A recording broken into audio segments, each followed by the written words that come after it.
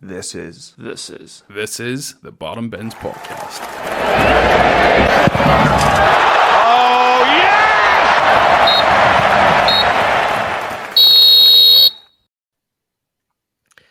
Hello and welcome back to the Bottom Bins Podcast. We're now going to be diving deep into game week 2 in the Premier League, which has seen a few surprising results and some results that, well, were pretty much well expected. So we're going to dive right in, folks, and go to the featured game this week, which is Brighton against Wolves. Wolves, who were, fairly unlucky to come away with no points against Manchester United, but well beaten in this game by top of the table Brighton. Brighton now the first team since 2017-18 to record multiple back-to-back 4-goal scored basically in their opening 2 fixtures since Manchester United. And since Roberto De Zerbi has taken charge of Brighton, which was on the 1st of October 2022, no side have averaged a higher non-penalty XG within the Premier League at 1.97. So even though we have Man City in the league, undoubtedly the best team in the world, technically the most free-flowing and highest scoring team in the league is Brighton under Roberto De Zerbi. And Owen, really, you would say a stat like that just sort of compounds the job that De Zerbi's done and really highlights that kind of style of football that De Zerbi wants to play. I mean, they scored another 4 goals again. They really are just probably the best team to watch in the league, aren't they? Yeah, they're really, really good. There's a reason why all their players are signing for other clubs. Their best players are signing for other clubs for in excess of 50 upwards of 100 million quid. De Zerbi's done an absolutely fantastic job since he came in.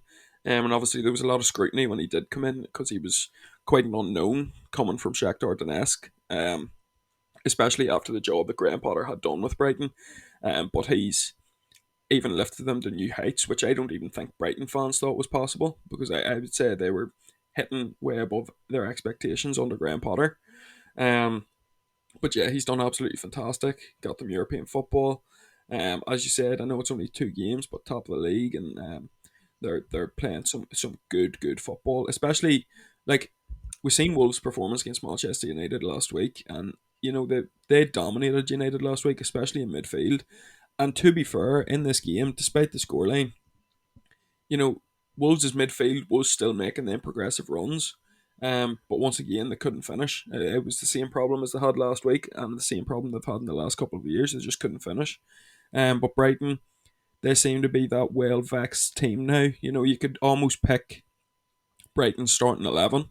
They're guaranteed goals because they are so well gelled and well suited to each other. So if they get a chance, if they get the chances that Wolves get, they're going to put them away. So that's Wolves' problem at the minute, and that's a real issue for Gary O'Neill to solve in the next few weeks. But Brighton, yeah, absolutely fantastic. Another 4-1 victory. I think that once again there's positives from both sides, to be fair, despite Wolves losing 4-1, but Brighton just need to keep doing what they're doing, because it's going to be a very, very long season with European football and domestic competitions. But we praise them every single week about their transfer business. They've got all these young players that we've never heard of on the bench that are going to come on and be absolute worldies in the Premier League. They're going to be worldies in the Europa League. So even if it comes to an injury or whatever, like, I know the likes of Matoma and all are so important for Brighton, but I really, really do trust De Zerbi and Brighton's recruitment team that they've already got Matoma's replacement in the squad. Yeah, exactly, lad. I mean, the business that they've done, like, if you tot up even the transfer fees that they've spent, since De Zerbi has come in, they're still sitting, below the 100 million mark. And every one of those transfers that comes in just does seem to be a hit right from the off. I mean, one such transfer from last season was Billy Gilmore, who had a massive role within this game. He completed 69 out of his 70 passes attempted yesterday. Really was the tempo setter in midfield for Brighton. Purvis Estupiñán, again, a player that we highlighted last week. He was actually my fantasy pick of the week. He managed to pick up a goal and an assist. Really took his goal very well. Looked like a striker rather than a left back. The opening goal from Matoma to take the ball from the wing go on that run, cut inside 3 or 4 players, and still manage to have the quality to find the finish. You're just seeing Brighton sort of playing on a different level at the minute.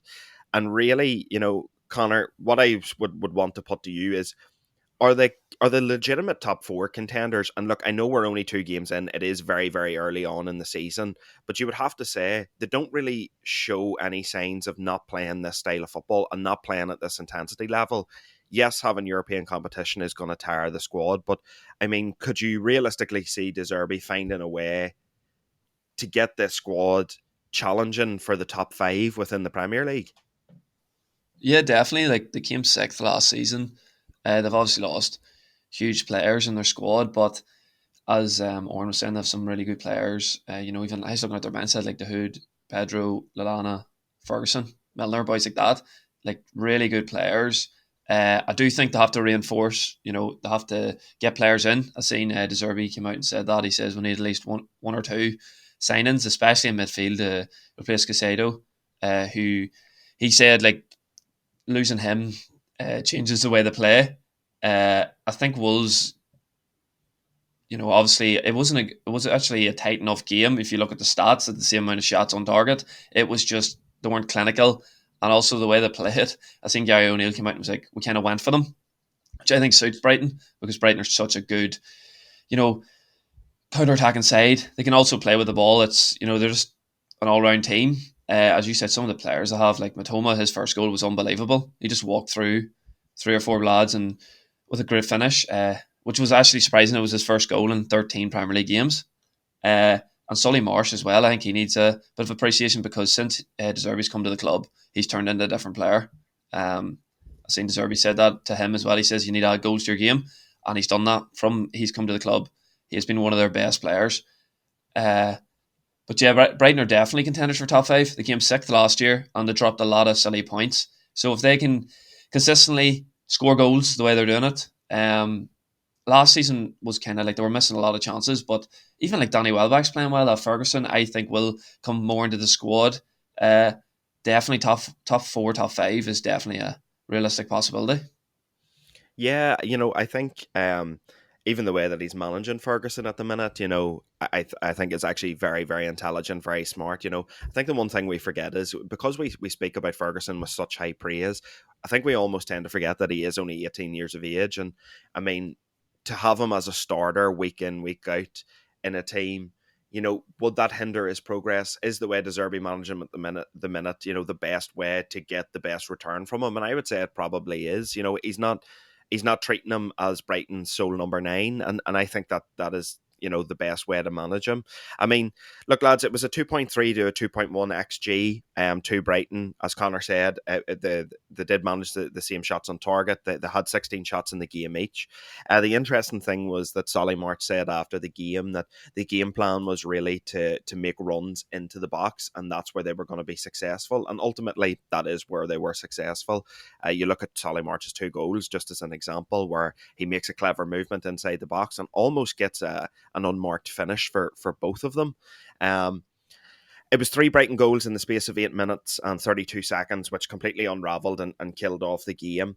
Oren, I mean, look, 2.3 to 2.1 xG, there's not much of a difference there, really. It's not massive, in fact. So, when you look at Wolves in particular, if they keep creating the number of chances that they're creating, there is going to be a turn within that squad where they are going to start scoring goals. So does that give you sort of hope for them that, yeah, look, they're creating enough that shouldn't really go down this year? It is very early to say. Like I was speaking to Connor about this game the other day. I watched the game live. I watched it live, and I just thought, 4-1 was a very flattering scoreline to Brighton. I did think Wolves. I thought they played okay.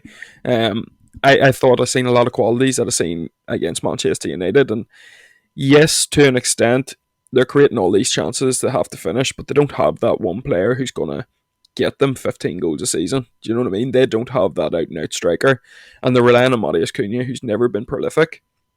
But yes, he's definitely added to his game this year. You can see the progress he's made even in pre-season. He's working on his game, but yeah, I think it really could be difficult for Wolves. And I don't know. I honestly don't know, because I don't think it's really been a case of them not creating chances in the past couple of years, and they've still been fighting relegation. Personally, it's only 2 games. I'm sticking with my prediction that they're going to go down. Obviously, that's going to change or could change throughout the season. Um, I don't think Gary O'Neill's going to be there at the end of the season. But that's neither here nor there. You know what I mean? Wolves are creating chances. It will just take maybe 1 or 2 goals. It's going to take. They need 3 points on the board in the next 3 weeks. It's crucial for them to get 3 points on the board, because they're well, them and Everton are sitting in the last 2 spots at the minute, of the Premier League, and that's very telling, because they've spent a lot of their time there. Both teams have spent a lot of their time there in the last few years in that relegation zone. So it is just going to take maybe a couple of signings. The window's still open, and I would say, like, Gary O'Neill's not stupid. I would say he's been looking in the market for a striker that could come in, and hopefully they get one in the next couple of weeks, because I have quite a soft spot for Wolves. I've always kind of liked Wolves, but they need a striker that's going to be finishing them chances, because they're creating them, and there's no doubt about that. But it'll be very, very difficult unless they get that one player who's going to finish them. Yeah, definitely, definitely. I mean, the thing I noticed most about them was when Hwang Hee-chan come on against United last week, I actually thought he really troubled United, gave us a lot of bother, and then he's the guy that comes on off the bench and scores the goal for Wolves this week, and it was sort of making me think, why can't this guy get in the team? Most times that I've actually sat and watched Wolves live, I've actually been very impressed with Hwang Hee-chan. I think he's probably been one of their better attackers, so I think that could be an option that they explore. Connor, His goal was Matas Nunes. brilliant. Sorry It to was interrupt. His goal was no, brilliant, and right after that, he could have assisted a goal as well, but he took a bad touch. yeah, absolutely, absolutely. I completely agree. The goal, the way he heads it back across the goal, that's a difficult skill to do, and I Yeah. mean, fair play to him for notching it in at the end. Connor, Matas Nunes was sent off within the game. He's a player that came for a big transfer fee last summer. He didn't really hit the ground running. The performances were a little bit better towards the back end of last season, but there you go. He started this season and a calamity, really, and gets sent off in the added time period when really there was no call for it whatsoever. I know he is a massive money signing, but is he a player that realistically Wolves might look and say, that's not really the direction that we want to go in? Difficult to say. I thought last week he actually played quite well, and this week he was okay as well. He just, silly red card. I think they'll stick with him, to be honest. I don't think Wolves don't have the money to really spend. I seen Gary O'Neill done like an interview before Monday Night Football, and he was kind of like, "This is my squad. I've just got to kind of accept it," and that's it. Like they play Everton next week, which is huge, and obviously Nunes is going to be a huge miss, because that game kind of feels massive, which is crazy to say after 3 games. But Everton do not look good, and Wolves need 3 points. Wolves have actually looked good, but they need 3 points. But yeah, well, Wolves, like, I said they would go down, and I kind of looking at their squad, it's not a bad squad. They do have some players on the bench that aren't bad either, and if Nori scores that goal to make it 1-1, it's a totally different game. But yeah, with Nunes, he is going to be a huge player for them this season. With Cunha, he needs to just learn how to finish, because he has shown a lot in the first few games, and they spent a lot of money on him. But yeah, with Wolves, it's just hard to know. It's just 2 games. I would actually feel more confident about Wolves staying up than teams like Everton, Sheffield United, Luton. But I think they'll keep Nunes, because I think he's going to be a big player for them this season. Yeah, again, Wolves are just kind of one of those projects that I feel like I say it every week that we'll just have to wait and see. But I mean, we are only 2 games in, so we genuinely will just have to wait and see how these players get on as the season progresses. But moving it on then, lads, to the second game that we're going to cover. We're going to head to the Tottenham Hotspur Stadium. Spurs beating Man United 2-0. First time they've beaten United at the Tottenham Hotspur Stadium since it opened. Lads, really, I mean, building on what we said from last week's podcast, last season United winning just 6 points away from home against the top six, and it's looking like the 23-24 season could be much of the same for United away from home against the top teams in the Premier League.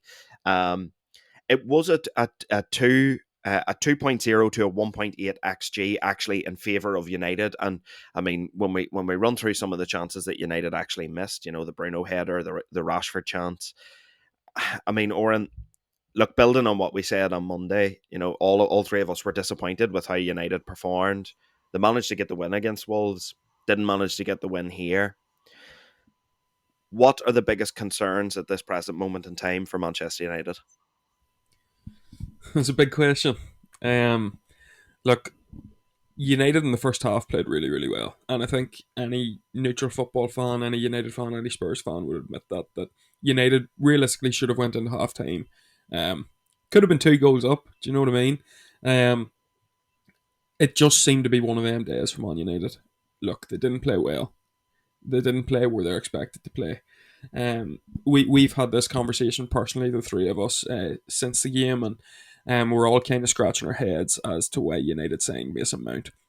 We're not necessarily saying he's a bad player, but in terms of fitting Ten Hag's system, doing the groundwork and being that player right next to Casemiro, it looks like it just looks like a misprofiled signing at the minute. Obviously, it's only 2 games in. That could really, really turn around. But it does look like a misprofiled signing, especially for £60 million. He didn't do too bad in the first half, but the second half, well, all of United really went missing. But there was just different points of the game that could have been turning points for United.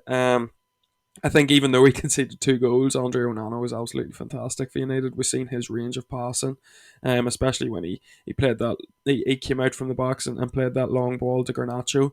Again, that was another chance that we wasted. There was defining moments in the game, like Romero's handball that could have been that could have been a penalty quite easily. I think on a different day that was given on a penalty, or to a different team perhaps. When Spurs scored their first goal under Papa Sarr, which was a great goal, by the way. He needed to be in the right position at the right time, and he was, and it was a great finish. 2 minutes after that, Anthony went up and hit the post. And again, that could have been another defining moment. But look, Spurs took their chances. I did think we've seen... Look, to me, United still need signings. And yes, it's been a good window in the sense of the players that we have signed. They have been in positions that we needed. However, we still need defensive stability, in my opinion. I felt that for both goals, the defending could have been better. The man marking could have been a bit better. I thought Raphael Varane got quite exposed in the second goal. He pushed up with James Maddison, allowing I think it was Son on the left hand side to be played through and then play the ball into Ben Davies. Look, it could have been better from United. Spurs, well deserved for their win. I've watched Celtic for the past few years under Ange Postecoglou. This style of football does not surprise me. And I expect Spurs to do really, really well this season, especially including without Harry Kane. I just think he is a really good man manager in terms of implementing his style into a team quite quickly. And even if you look at Celtic now, they're struggling under Brendan Rodgers. It shows how good a manager Ange was, because they haven't lost too many of Ange's players. So I expect Spurs to have a good season. I think it's a really, really good result for them, especially at this crucial point of the season against a team like United. 2 results for them: Brentford and United. Getting 4 points from that game at any point of the season from them 2 games is a really, really good turnout. So yeah, promising for Spurs. United really, really need to turn it around next week at Nottingham Forest, and to be honest, it's probably the best game that could have came for United at this point. A team that's not expected to beat United, that's quite low down the table. So I'm expecting a big, big performance and a big, big turnaround for United next week. Yeah, I mean, look, as you said, Oren, all praise to Spurs. I mean, the one thing you would say about them is when the chances presented themselves, they took those opportunities. And really, just to highlight two players, guys, Saar, the goal scorer for the first goal, and Basuma in midfield. I mean, it was the one thing we said about United last week. You know, they were too easy to play through in midfield, and really Saar and Basuma just exposed that even more. Their athletic ability, their technical ability, Saar's ability to find himself in spaces, really driving forward from midfield, which is something that Spurs have really lacked over, well, probably since Christian Eriksen and Dele Alli played for the club, that ability to drive a midfielder forward and push him into the box. And we just haven't seen that from Spurs in a while. So Saar was almost the perfect man there. But just on Basuma, no player has attempted more ball carries in the Premier League this season than Basuma with his 57, while his tally of 33 progressive ball carries is also the highest in the Premier League so far. So really what you would say is Postecoglou is getting a tune out of Basuma. He looks more comfortable now at Spurs. He is that driving force in midfield, and he and Maddison and Sarr, I think, is a midfield three that looks very underrated at the minute, and maybe isn't, getting as much praise as it deserves. Connor, it was 6 shots on target each. As Owen mentioned there, when Anthony hit the post, it seemed as though that goal was cursed because Spurs hit the crossbar and hit the post in the first half in that goal. Look, obviously United are playing without a number 9 at the minute, but Connor, like, realistically, is that United's biggest issue? Is it that we're just not playing with a striker? Is there nobody in there really to take the goal scoring burden? I mean, look, we all know Rashford's not a striker. What is it in your opinion that's not going right currently? Yeah, actually, the first half I thought we played really well. I've seen we had the most shots for an away side in the Premier League since 2008. So we dominated the first half, but I think that is it. We're missing that number 9. Obviously we've signed one, and hopefully he'll be fit maybe for the Forest game, because that's not Rashford's position. I think Ten Hag knew we were missing a 9, kind of wanted Kane or Osimhen, but it just obviously wasn't provided the funds. It was a really good game, like game of two halves kind of thing. United got dominated in midfield. I think Mount, as we said, like 60 million on a guy. Obviously, you don't want to rule him out after 2 games, but a player that I actually didn't rate very highly at all. I don't really see what he brings to the team. Defensively, not good enough, and going forward, he hasn't offered much so far. I know it's only 2 games, but I think the money could have been spent in better positions. A player that Ten Hag seems to really like and really wanted. So we just got to give it time. But the penalty was unlucky. It was something to do with proximity. Like, it was too close. I thought Spurs as well. We said about Basuma last week. He was brilliant again. Really, really good. Confidence is just flowing through him, and he's showing it. He's really showing like he can attack, which I didn't really see much from last year, I think he said last year. But at Brighton, he showed a bit more of. Just shows what Ange can do. He can bring confidence to a team. Second half, they were a lot better. United did hit the post, and their goalkeeper was very good too. Vicario, he made a few brilliant saves. Even at 1-0, the Casemiro header was a great save. So for United, there is positives to take after last week where there was no positives to take, just the result winning. But for Spurs, they're really exciting to watch, and they are thrilling to watch. I just think a better side would have had them killed off in the first half. But as the season goes on, Ange will improve that team.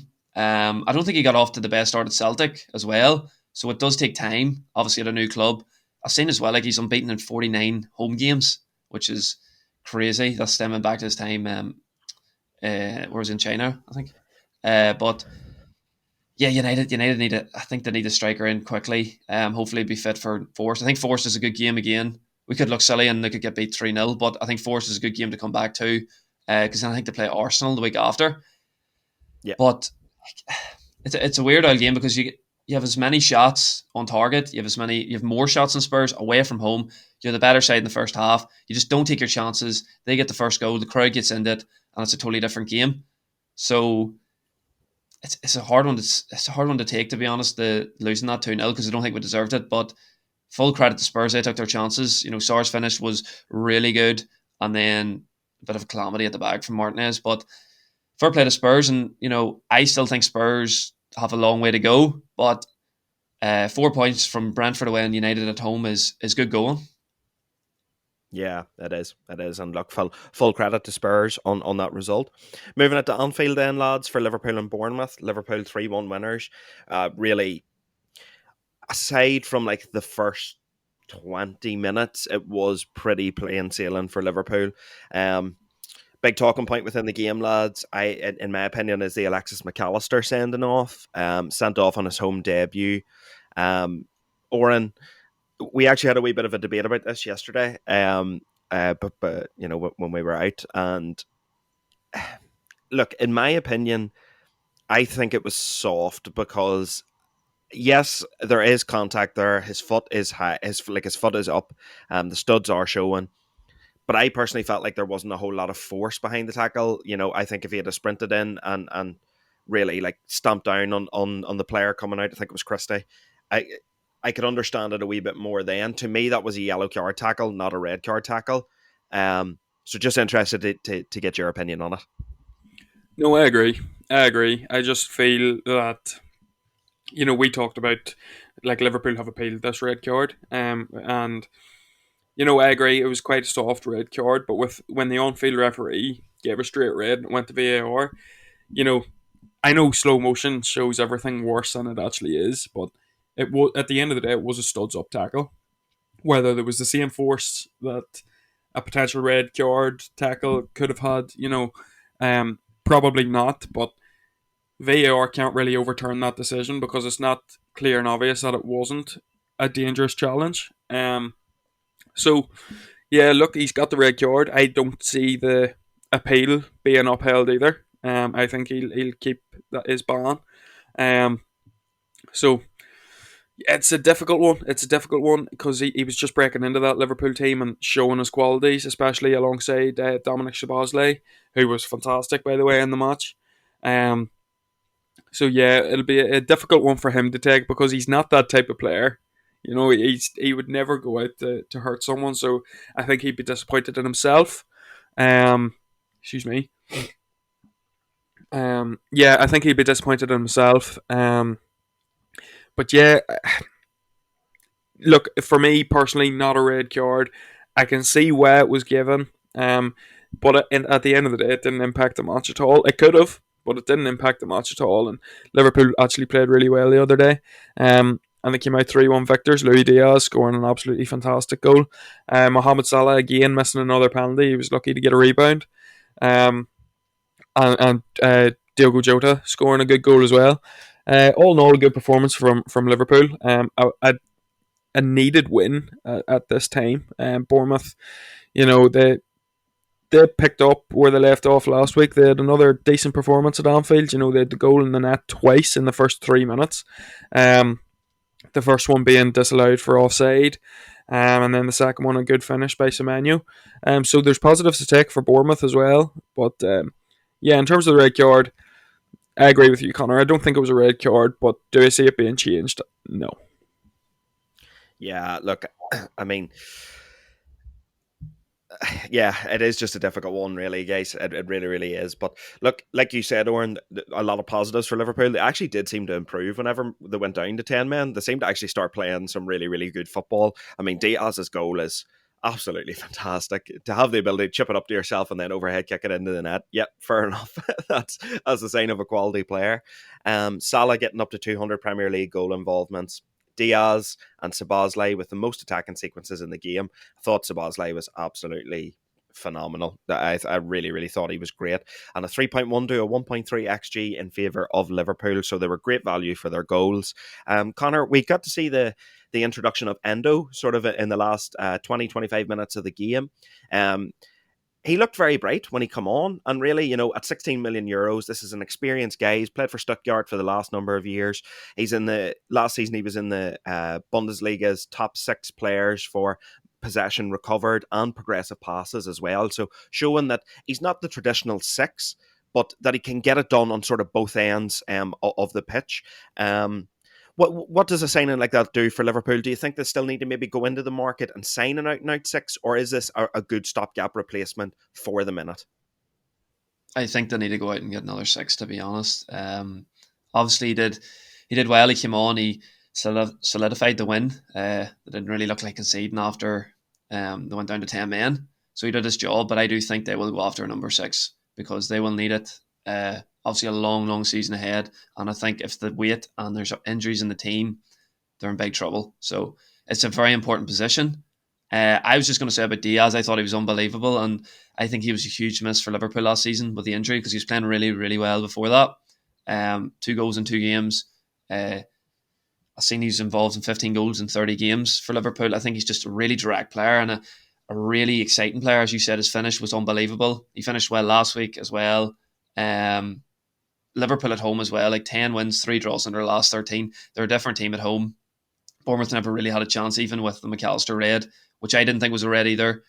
But I don't think it should be overturned just because, as Owen said, the referee agreed and the VAR agreed. And it was similar to Casemiro's, which I didn't think was a red either, and it never got overturned, so I think it should stand. But yeah, Endo Bosley was brilliant as well, a really exciting player, but I do think they need reinforcement in that position, just in case of injury, and I think they will play a lot better teams. I think at Chelsea last week, they were exposed, so I think Bournemouth, obviously not insulting them too much, but they're going to play a lot better than that, a lot better opposition than that, so was it a real test? I don't know. 15 minutes. We'll just have to see him, wait and see what he produces over the next few months. Yeah, I mean, the goal that Bournemouth got, and like you also highlighted, or in the offside goal as well, came from mistakes from Alisson. And really over the past couple of seasons, we have actually seen Alisson sometimes be a wee bit calamitous with the ball. You know, he is a keeper that's praised for his ability to play out. He's a keeper that's praised for his one-on-one situational goalkeeping. But you know, that would, if say that goal had a stood, you know, and the game finishes 3-2, you know, that's 2 goals that are almost gifted to Bournemouth. So, you know, do you believe that maybe highlights Liverpool's, you know, sort of defensive frailties maybe creeping back in from last season? Potentially. But yeah, we've seen it in the past couple of seasons. You know, Alisson, he has an error in him. Even though he is really good at playing from the back and he is one of the best goalkeepers in the world, he does have an error in him, like most goalkeepers. Um, but I don't think Liverpool, especially in the last 2 years, have still found that solidified back four of theirs. You know, Kanata is a decent centre back, but do I think he should be starting for Liverpool? Probably not. I know, and I know a lot of Liverpool fans, including Stevie, they all thought Trent was going to be a midfielder this year, and I said not a chance. He's the only right back you've got at the club that's half decent. Um, and half decent is a stretch for in terms of his defensive capabilities. Um, so yeah, it's difficult for them. I don't think they really have the ability to play out from the back just yet. Um, and same as Connor said, they need reinforcements in the right areas, and I think defense is one of them areas. Yeah, it's again, like I keep saying about all these teams, it's interesting. It is interesting. Moving on to Man City and Newcastle then, lads, which was the final game on Saturday night. City coming out 1-0 victors. Look, I mean, the game itself, it was fairly even. I know Newcastle maybe didn't create a lot of, you know, clear-cut chances, but they definitely stuck in the game and they definitely made it difficult for City to break them down. It was a very physical game. There was a lot of big tackles, a lot of strong challenges in there. You know, you could really see Newcastle trying to impose themselves on the game. But that's Man City winning their 15th successive Premier League home game against Newcastle, which is a crazy, crazy stat when you think about it. Phil Foden with 7 open play chances created. That's the most he has ever had in a Premier League game. And really what you would say is this game was the Phil Foden show. Oren, it was 1.1 to 0.3 XG in favour of Manchester City. Phil Foden creating those chances, really looking like a star, stepping in for De Bruyne, with De Bruyne going to be out for a number of months. Were you impressed with him in particular? Yeah, I put him straight in my fantasy. He was fantastic, to be honest. Me and Connor were watching the match, and all we were doing was praising how good Phil Foden was playing. And I think, you know, he gets a bit more credit if some of the balls that he did play through to Haaland, if he had finished them, you know, Foden could have been getting all the plaudits. You know, I think even though he won man of the match and stuff, and yes, people are knowing his stats in terms of his chances created and stuff, I still do think his performance went quite underrated. Um, he was running through the midfield of Newcastle, which is very, very, very difficult to do because that's a very solid midfield. But yeah, the game only ended 1-0. Foden was brilliant. I thought Julian Alvarez was really, really good too, and I thought his goal was really well taken. Maybe Pope could have done a little bit better. He got quite a strong hand to it and palmed it into the net. But overall, brilliant result for Man City. But still, there's positives to take from Newcastle. Like Eddie Howe was coming out of that game disappointed that he didn't take something away from the treble winners, and that just shows how far Newcastle have come in the last 2 years. Yeah, absolutely, Owen. Absolutely. I think, to come out with a statement like that just shows you the progression within Newcastle and the belief that is in there. I don't think Newcastle just see themselves as a team that's going to challenge the top five. I think Newcastle maybe view themselves as a team that should be challenging for a title. And I know for Newcastle fans, they're maybe just a wee bit off that just yet. But I mean, if your manager's coming out with that kind of intensity and that attitude, look, maybe that's being instilled into the players, and maybe that's what they believe and the belief in the manager. Connor, Haaland maybe showed us that he is human after all. Couple of big chances missed against Newcastle, and really, although he was in the game, yes, he did look to sort of struggle a little bit, especially when he was trying to sort of get shots off. Foden was creating a lot for him, but just seemed as though the finish was missing. Does and this is just, I'm not trying to stir up a narrative or anything here, but would it worry you that, if Haaland isn't effective in a game, City don't really have somebody else to go to? You look at Alvarez gets the goal, but he's playing a wee bit deeper this season.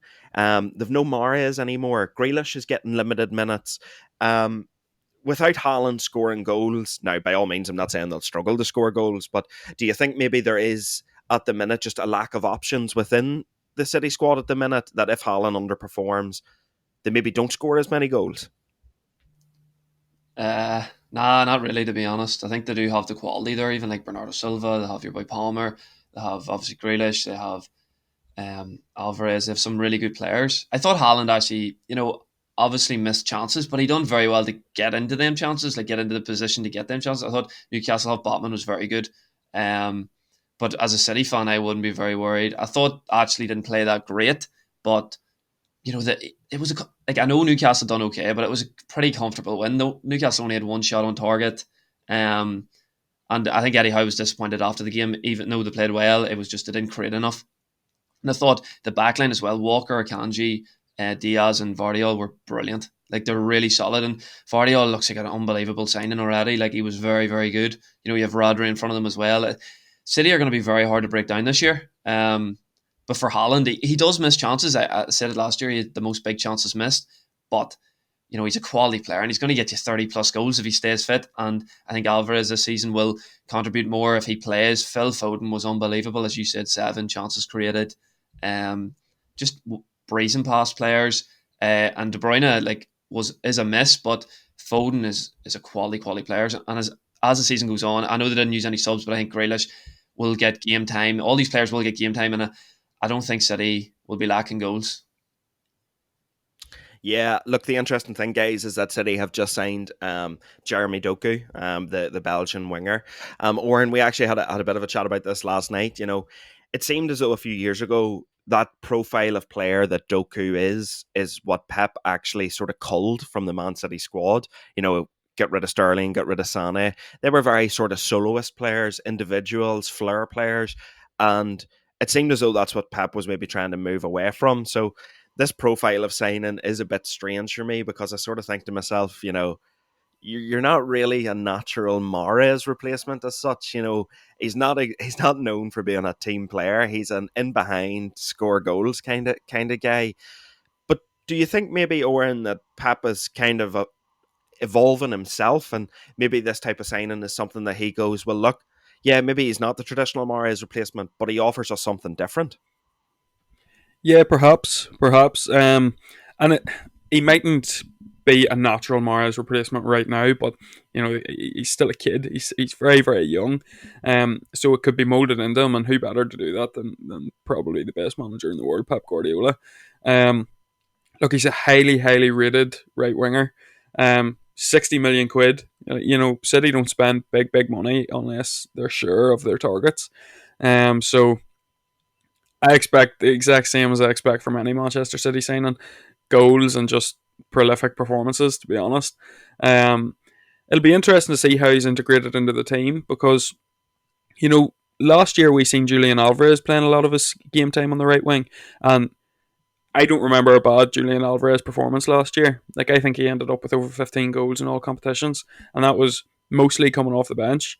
So it'll be interesting to see if he comes straight into the team or not. But yeah, I'm not. Pep Guardiola knows what he's doing. I'm not worried about that signing for Manchester City. I think he'll turn out to be a world beater as well, and hopefully not just a £60 million Adama Traore. Yeah. 17 goals Alvarez actually managed last season, Oren, which is crazy to think considering the limited minutes that he actually played. I mean, just highlights how good of a player Julian Alvarez is, really. Well, moving it on, lads, we'll go to West Ham and Chelsea, the London Stadium. West Ham, very impressive, managing to score 3 goals to Chelsea's 1. Look, lads, just a bit of a damning stat. Chelsea have just won 1 of their last 14 Premier League games. The rest have been 5 draws and 8 losses. And they're winless in 6 Premier League games since a 3-1 win at Bournemouth in May. And since then, they've drawn 3 and lost 3. It just seems as though, really, we praised Chelsea last week and we see a bit of a transformation in them. And then it's almost as though this week it's, oh, no. Normal service resumes at Chelsea and they are leaky at the back and conceding silly goals. Oren, I mean, all credit to West Ham in all seriousness, to score 3 goals against a defence that's considered, quite good. It's a positive step in the right direction for West Ham, isn't it? Yeah, 100%. 100%. Considering before the start of the season, we were all thinking David Moyes wouldn't be with West Ham anymore. So yeah, it's brilliant for them. Lucas Paqueta, amid all the controversy this week, he pulled out a really, really good performance. There's a lot of positives to take from West Ham. A good attacking display, especially against a very defensive Chelsea side. But I said it last week, boys, spending all that money does not guarantee success. And especially, like, we've seen Moises Caicedo, who we've all said is a fantastic player, and there's absolutely no doubt in that. He came for 115 million, but the one point we made last week about Chelsea was their transfers that are coming in now haven't had that pre-season to deal with or to gel with the players that are around them and to mould into Mauricio Pochettino's style. So it's going to be very, very difficult. And we've seen that with Caicedo, who ultimately gave away the penalty to make it 3-1 in the final moments of the game. So yeah, look, it's not going to be as easy for Mauricio Pochettino as people think, just because he's spending all this money and because he is a highly regarded manager. So, I'd be quite worried if I was a Chelsea fan, especially for the next couple of weeks. And I know it is top 5 this year, but I just don't think that's guaranteed for them based on the money that they've spent. Because, they were horrible last season. And they haven't, yes, they've sold a lot of players, but they haven't sold a lot of their starting 11 players that they had last year. Do you know what I mean? So, and as Roy Keane famously said about Manchester United, a leopard doesn't change the spots. So there's still problems in that Chelsea side. I mean, look, the goals that West Ham scored, we look at the debut of James Ward-Prowse, manages to get 2 assists. And the one thing you would say is, I mean, I didn't think Ward-Prowse actually played particularly well in the game, but the ball that he played to Antonio was inch perfect. And the one thing you get from Ward-Prowse is dead ball specialist. The corner delivery into Aguerd is as good a corner as you're going to see hit this season. Look, in the game, Chelsea did have, sort of the better share of the chances. It was a 1.8 to a 2.4 XG in favour of Chelsea. West Ham overperforming their XG, Chelsea underperforming. I actually thought Sterling had the best performance in a Chelsea shirt that I've seen him have from he signed from Manchester City. Sterling and Enzo with 5 attack and sequence involvements. That was the most by any players on the pitch. And just an interesting stat on Sterling as well, lads.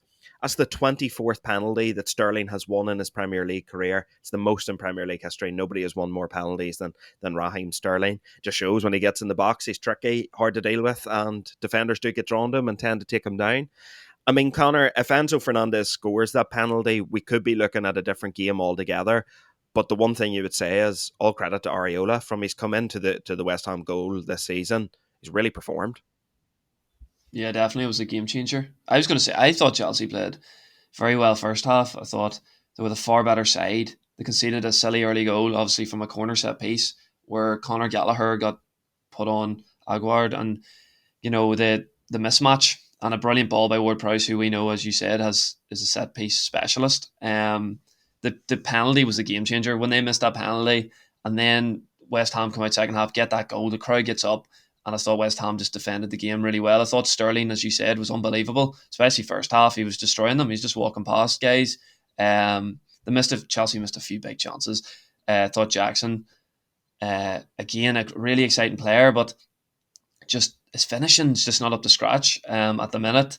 But the second half, Chelsea did kind of fall apart. Casado came on, was really disappointing, give away a silly penalty, just an angry moment, just frustration. But West Ham at home have really improved, and I've seen they only lost 2 of their last 11 at home in the Premier League, which is impressive. For Chelsea, I think they will improve. Poch said it after the game. He's like, first half we should have had the game nearly dead and buried. We're the far better team, but they still have a wee bit to go. But after watching them against Liverpool and obviously West Ham, I think once they get them players into the squad, I see a lot of improvements from last year, and I see a better manager as well. So I know a point after 2 games is disappointing, but we've seen with like United last year, they started poorly, and I can see them really improving this year. I don't think they'll definitely not be in 12th this year.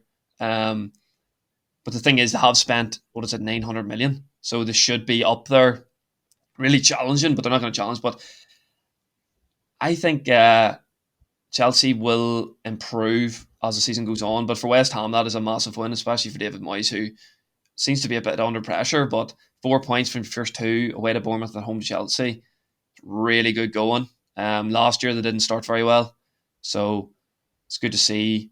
As you said, I didn't think Ward Prowse was that great, but he offers you set pieces. He is unbelievable, and Antonio done. It was a great goal by Antonio, who was just left there up by himself. But I think Chelsea, 2 games, obviously only 1 point, but I'm seeing improvements from them. Yeah, I've seen improvements from Chelsea as well. But look, full credit to West Ham. They took the chances that presented themselves to them, and ultimately that's helped them gain 3 points in the Premier League. So for the last few games, guys, just going to stick to the same format that we did last week. Or I'm going to hand you over to the first game, which was last night's match, Arsenal versus Crystal Palace. Arsenal coming out 1-0 victors through a penalty from Martin Odegaard. So I'll let you take it away, Oren.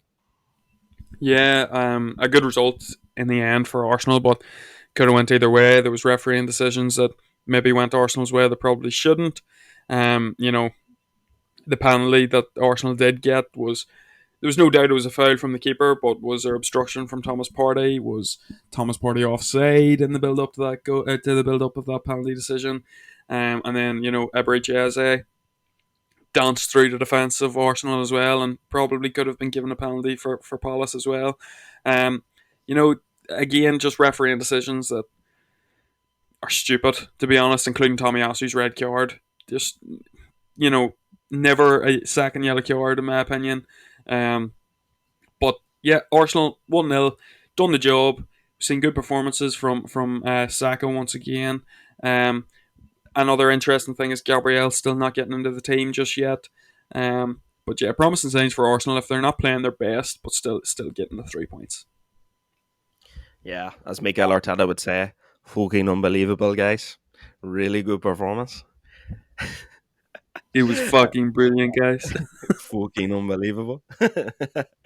Well, moving it on, I'll take Aston Villa and Everton. Villa 4-0 winners within the game. That's 8 consecutive home league games now that Villa have won. That is the most that they have done since February 1990. Again, just showing Unai Emery really solidifying and stamping down there. We thought they were incredibly poor against Newcastle last week. Well, it was the complete opposite this week. And yes, I know they're only playing Everton, but I mean, they turned up this week. John McGinn and Diaby, most attacking sequence involvements with 8. I thought both were absolutely excellent. Watching Diaby and Leon Bailey play was like watching Bayer Leverkusen from like 3 years ago. So it was great to see those two guys playing well together and getting involved. A 3.1 to a 0.7 XG in favour of Aston Villa. To be expected, and 7 shots on target for Villa to Everton's 2, just highlighting that they're really, really going to struggle this year without a number 9. Dominic Calvert-Lewin coming off injured after 30 minutes. That looks to be him spending another spell on the sidelines. It's not looking good for Everton, but plenty of positives for Villa, looking more like the Aston Villa that we thought that they would be. So positives for Aston Villa. Connor, Fulham Brentford, 3-0 to Brentford. Just seems as though without Ivan Toney, Visa and Mbermo are getting the job done, really. Yeah. 3-0 is probably flattering again to Brentford, because it was a pretty even game up until Fulham made a big mistake. Diop at the back. But Visa done very well. Stay composed, get around the keeper, a good finish. Then Brentford get a penalty that, was soft enough as well. Obviously Fulham go down to 10 men, and then the game's practically over. But, Mitrovic is going to be a big miss. He's away now to Saudi for 46 million. But Brentford, again, a good win. 4 points from their first 2 games. Brilliant against London side. I've seen they're unbeaten in 11 games against London opposition. So for them, it is exciting. And Tony obviously is a miss, but they definitely have the reinforcements to succeed without him. And they're just a really well organised side, really hard to break down. And again, it looks like this season they could get a top half finish. Yeah, really, really does. Really does. And Oren, last game of the game week, Forest and Sheffield United. Before Chris Wood scored that goal, Taiwo Awoniyi had actually scored Nottingham Forest's last 6 goals in a row, highlighting just how good he has been. A 1.4 to a 0.5 XG in favour of Forest, and Danilo, Aurier and Gibbs White, all with 5 attacking sequence involvements. They were the most in the game. So I'll let you take it away. Yeah, Aurier was fantastic. 2 assists. Just if there was ever a reason to re-sign Aurier this season, that's what he can do. We said even at his time at Spurs, he was a liability 100%. And defensively mightn't be 100% the best all the time, but like he still was a quality player and could always deliver a good ball in, and that's what he done for Forest. For Sheffield United, this was a game that I think they should have been probably looking at, thinking they should go and get 3 points. These are the types of games against Forest, against their rivals in terms of Burnley and even Luton Town. They're the games that Sheffield United should really, really be pushing for points. And they did push Forest right until the end, but it's just the same signs for Sheffield United. The people do think that they're going to go down this season, and they should be taking a point there. Especially, they shouldn't be losing out to like a last minute winner. Do you know what I mean? Chris Wood, brilliant, bided his time in the Nottingham Forest team, but done the job. Came on with what he does best, winning an aerial ball. Taiwo Awoniyi, really, really good player. Really, really good player, and I've been really impressed with him since he's came to the Premier League. And I think he's going to be a really, really important player for Forest this year too. One of the highest non-penalty XGs in the Premier League last year was Taiwo Awoniyi. So we always said, if he could just find the net, he would be a good striker. And so far he's doing that. And really, if he has a good season this season, you never know. There could be clubs in the top half of the table that maybe want to take a punt on him. So moving on, lads, finishing it up with our picks of the week. We have something a wee bit different this time around. Oren is not going to be doing OD's opinion anymore. He is actually going to be looking forward to the next game week and trying to pick out our featured game for the next episode. But Connor, coming to you first, in game week 2, who is the player of the week?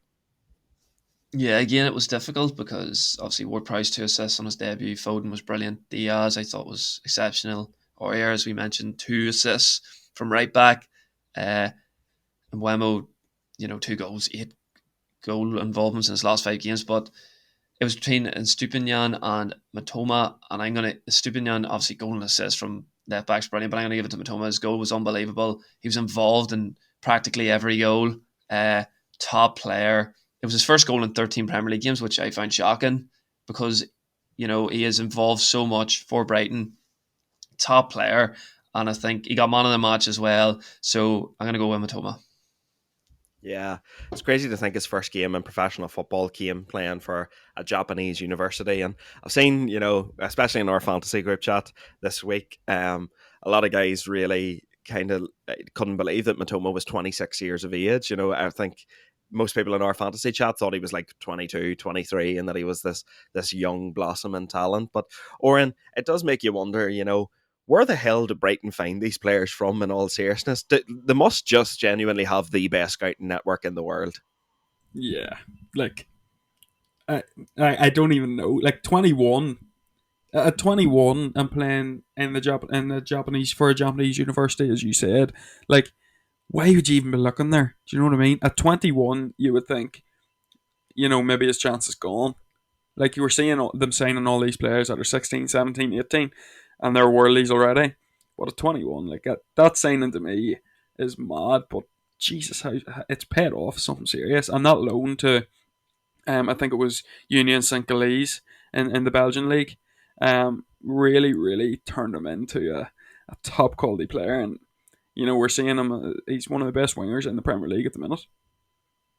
I completely agreed. Completely agreed. Connor, I mean, like, really, Brighton just have this sort of knack of losing players for big transfer fees, selling players on, getting the correct amount of money for them that they value that player at, and then just able to replace straight away. But, when you look at, say, Trossard's time at Brighton and Matoma's time at Brighton, look, I know obviously Trossard had a right few years on him, but would you say you've been more impressed with maybe Matoma's impact on the team than the impact on the team that Trossard was maybe having last season?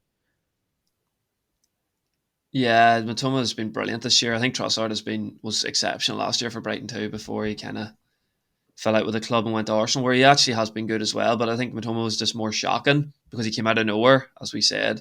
He didn't make his debut until he was a bit older, and like he's 26. People think he's 20, as you were saying, boys in the group chat and stuff like that.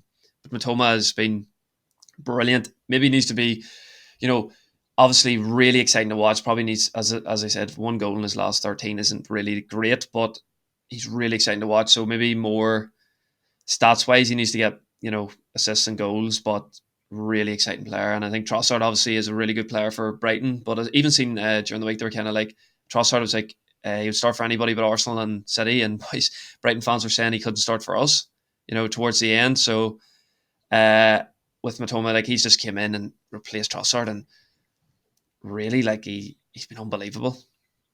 Yeah, he is. Definitely is. Moving on to my fantasy pick then, lads. I was glad to get off to a good start last week with the Stupinian picking up, I think it was 12 points in total. His goal, his assist. So thank you, Stupinian, for making me look good for a week. So for my second pick of the week, guys, I'm going to go for, again, another player that I think every fantasy player should take a punt on and put in their teams for the first few weeks of the season. Going with Johan Visa. He scored a goal in the first game, scored a goal in the second game, has looked very influential. I know his compatriot Mbermo has scored a few more goals than him, but I just fancy Visa to have a game where he maybe scores two and could possibly score a hat-trick.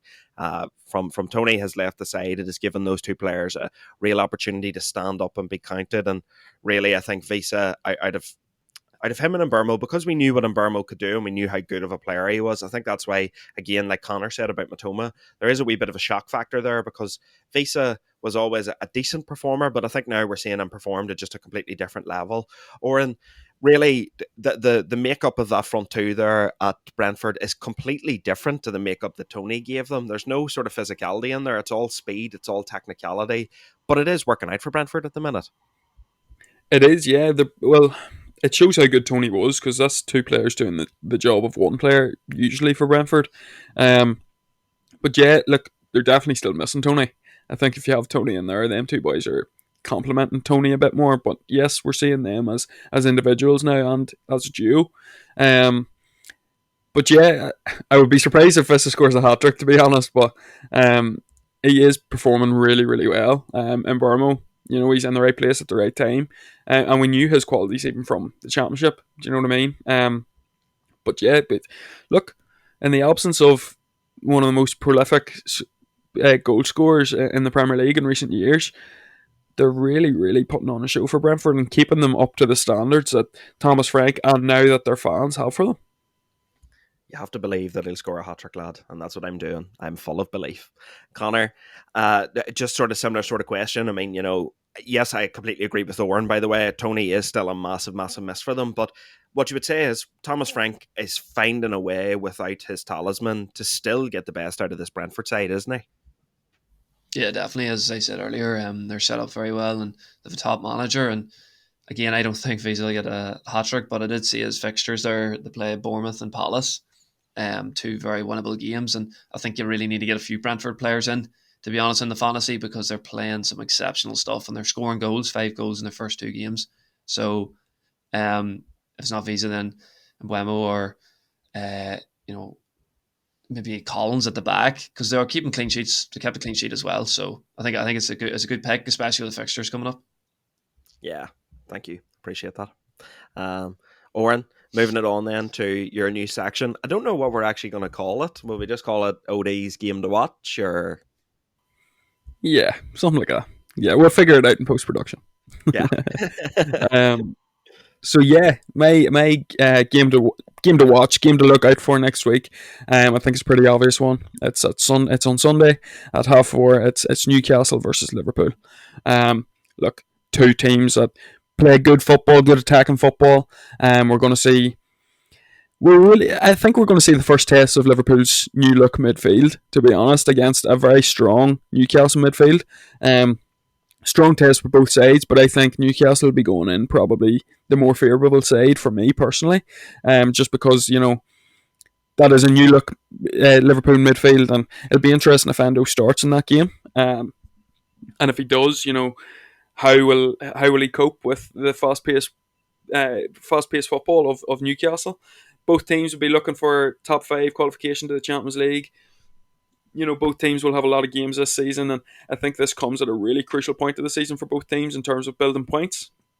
So yeah, I don't know what you boys think, but I think this is the standout game for next week. Oh, it absolutely is. It absolutely is. It's a massive. I would actually say it's a massive test for Newcastle as well, because if they were to come out and get 3 points against Liverpool, it only sort of strengthens that idea that they are going to push very hard to once again be classed as one of the top teams in England. And I'm sure Newcastle will be looking as a game to kind of stamp that, last season wasn't just a fluke. We are consistent performers and we can beat the biggest teams on the biggest stages. And really, there is no, well, I mean, City's the biggest test in the league, but I mean, there is no bigger test after Man City, really, than Jurgen Klopp's Liverpool. And it's just interesting to see how they're going to match up and what sort of style they play. They're the home team. So they're going to look to be the team in the ascendancy. It's going to be interesting to see how Klopp deals with that. What way does he set up? How does he play? Is he happy to play on the break, play on the counter, and use the pace of his magnificent forward players? It's going to be a very interesting game. Yeah, definitely. I think it's the standout game by a mile. Really exciting. It's a big game as well for Newcastle, as was said, because if they lose this, they'll be like 4 points behind Liverpool. Liverpool have a very good record at St James's Park. They beat them last season, even when they were going poorly.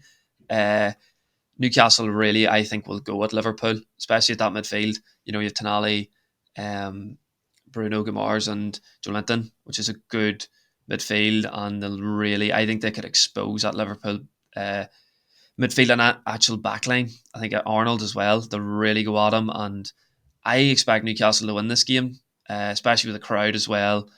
We know as well, as United fans, it's so tough to go to St James's Park. Everybody struggles there. So really exciting game though, and one to really look forward to.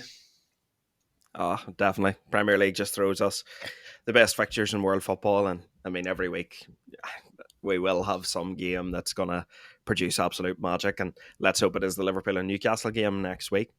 Well, folks, that's going to do it for this episode. Thank you so much for listening. Thank you so much for all the interactions on social media. We as always, we very much appreciate it.